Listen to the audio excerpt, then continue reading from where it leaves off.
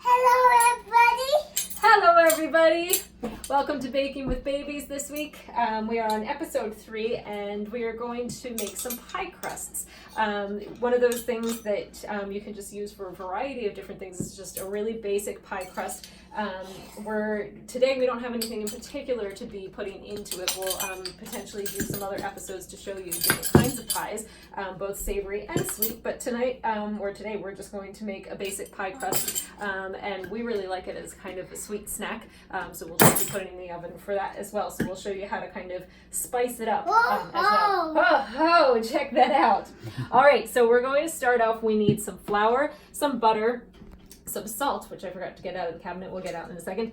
Some salt and some water, some cold water are your basic ingredients for just a regular pie crust. But we're also going to be adding a little bit of sugar to this one and a little bit of nutmeg, just kind of how we like it in our house. So we'll start off with 2 cups of flour. Can you help me? And some really exciting things for us, as I was mentioning in the post from last week. One of the things that we love about baking is that you remember either where you got the recipe from or who you baked it with or what you baked it for. And we're baking with, whose bowl is this? Whose bowl is this? Tell them, whose bowl is this?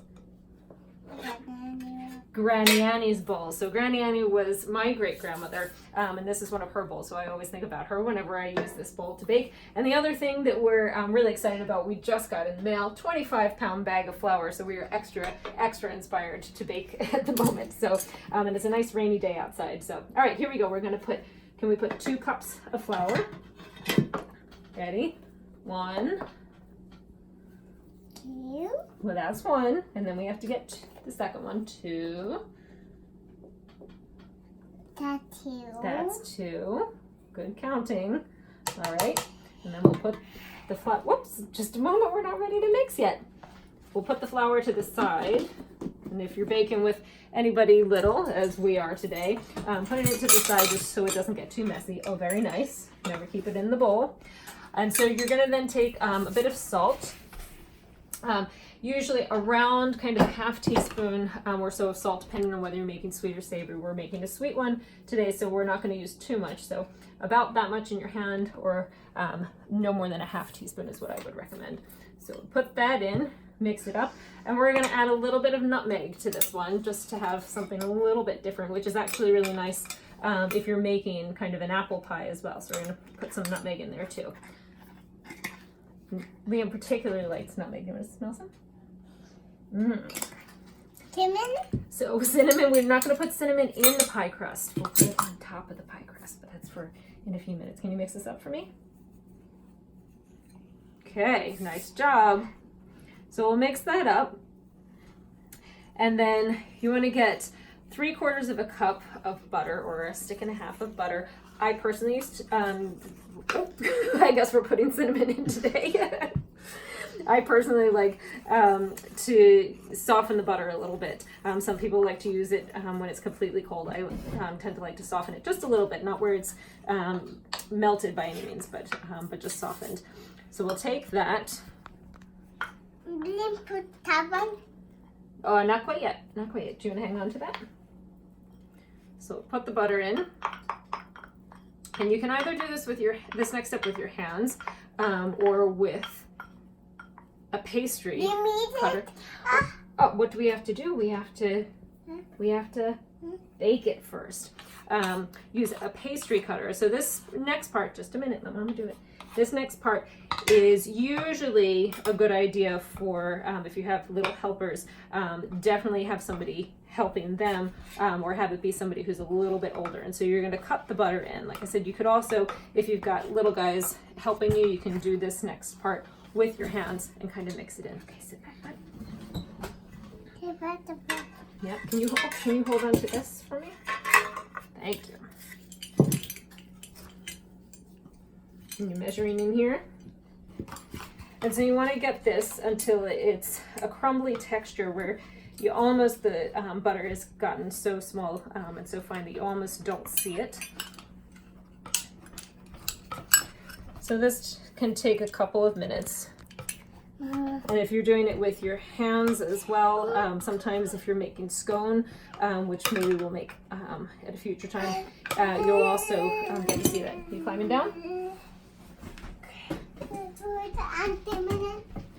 You want to put the cap on the cinnamon? You can put the cap on the cinnamon. Yeah, you can. Yes, you can. Thank you. And in our house, we really, really like spices. Or I should say, some of us really like spices, and then some of us don't. So we often wind up making kind of two sets of things. And pie crust is one of those ways to do that. Hold on, not ready yet. Just a second, buddy. That's our next step. Are you getting ready for our next step? Oh. Okay, so you can see this is kind of crumbly. And when you get it to where it's crumbly, where it's pretty fine, you'll see it crumbles, but the actual parts are pretty fine. That's a good time where you're ready to add your water. Liam, are you going to help us add the water? Yeah. Yeah? All right, next step. Next step, come on. Okay. Okay. Yep. All right, so this next step, Mama's going to hold the water. You can help me measure it in. So start off with 5 to 6 tablespoons of water. The key that I have always found, we'll count the key that I always found, is to make sure that it's not too dry and not quite too wet. But you want it one side or the other. You definitely want it so that it's wet enough so that it's pliable. Because if it's too dry, it'll just kind of fall apart. So here we go. We're going to measure 5. 1, 2, 3, 4. 5. Whoop, no. So we'll mix that up, and if it seems, you'll see it starts to kind of clump like this. You'll probably want to add a 1/6 as well. And depending on the temperature of the house, depending on the temperature of your house, how dry the weather is outside, or how humid it is, it can change how the consistency is affected. All right. Let me eat it. Not quite yet. What has to happen first? We have to bake it. Okay, just a minute. Mama's going to do this next. Okay, so this consistency is pretty good, but I'm going to put just a little bit more water in here just to make sure. Because like I said, if you're going to have it one way versus the other, you definitely want it a little bit more moist than dry. Because if it's dry, once you start to roll it out with some flour, it winds up getting so dry that it gets brittle when you try to actually transfer it into a pie plate. And we were talking about taste testers. For those of you who have taste testers, sometimes it also is helpful to have something else to eat while you are baking. Alongside, as you can see, we have fish crackers today. Okay, so this is about the consistency. If you can see that, it's about the consistency that you want for your pie crust. And this we're making enough for 2 pie crusts today, because if you're making any kind of a pie that has a filling on the inside and you have the inner crust and then the crust that goes over top, it makes 2 crusts, one for the bottom and one for the top. Or you can, if you're doing kind of an open topped pie of any kind, then you can have 2 pies and you'll have 2 crusts for this.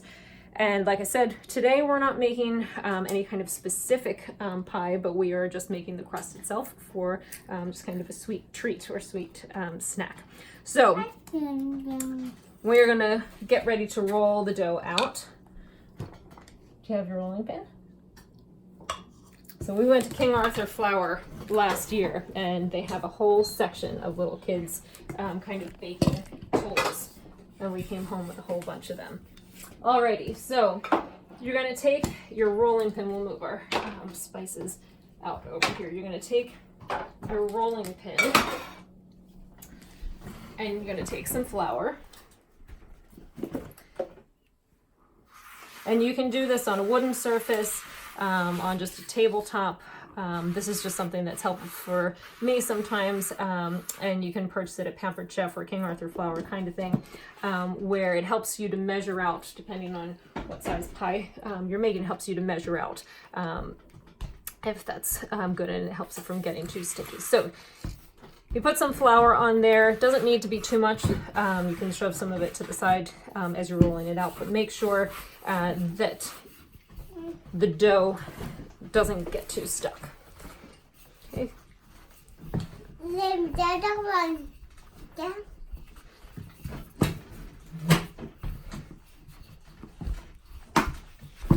Do you need some?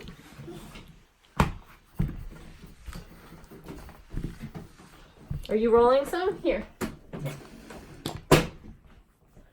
Where's your dough? Have some flour?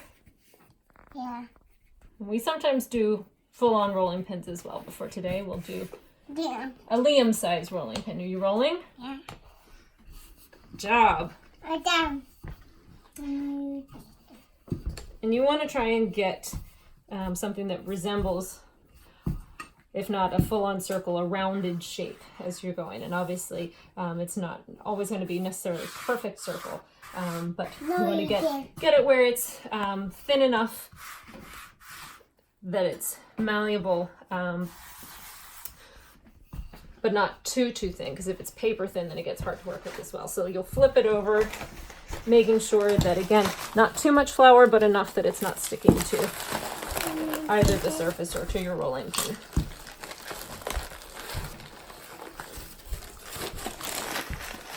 And the key is to make it bigger than the pie plate itself.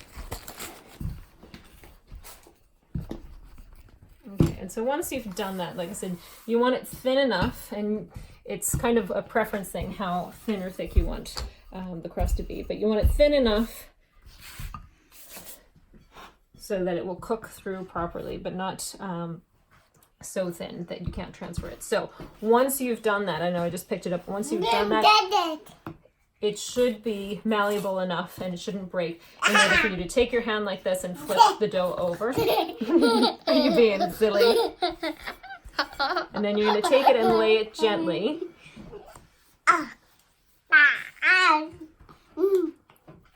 over the pie plate like this, so that you've got at least some crust on each side. And then just kind of gently push down and try and even out the edges so that it covers the whole bottom. And then take a knife and just gently go around the outsides,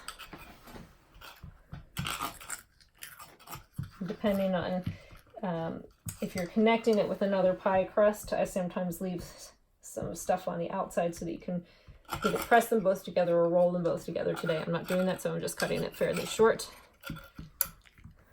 like that. And then what we like to do when we're just making pie crust itself without any filling, we like to shake some cinnamon and sugar. So obviously this would be a very spicy pie crust since we have the added cinnamon and the nutmeg. And like I said earlier, you can make a sweet crust where you actually add sugar to the pie crust itself. If you're doing that, I'd say a couple teaspoons, depending on how sweet you like it, and it shouldn't change the consistency too much. If it seems to make it a little drier, just put a little bit more water in. And at that point, you're going to put it into the oven at 425, what you would bake most normal pies in. And keep an eye on it. Should be probably 10 to 15 minutes until it's kind of golden brown. So we'll do that and we'll check back in on it a little later. Happy baking. Yeah. Whoop. Say, okay, we're going to check to see how our pie crust did. Should we check? Yeah. Yeah. Okay, let's check. All right, so we rolled out the rest of the pie crusts. And they're looking really good. So we've turned ours a couple times and rotated them throughout the oven just to make sure that there is enough room and that they all get baked evenly. Another way you can do it is once you cut off the edges around the sides, you can cut them into strips, which is actually the way we normally make it. We will eat it. We have to wait till it cools down because right now it's very, very what? Not hot? Very, very, it is very, very hot. So we have to wait until it gets cooler, right? And then we can eat it all up. Eat the pie crusts up? Yep. So the other thing that we did was turn down the oven a little bit halfway through. Eat it. And so we can eat it, yep. So down to about 415, depending on how hot your oven gets it. Madam. Mother. All right, well, happy baking, everybody. Thanks so much.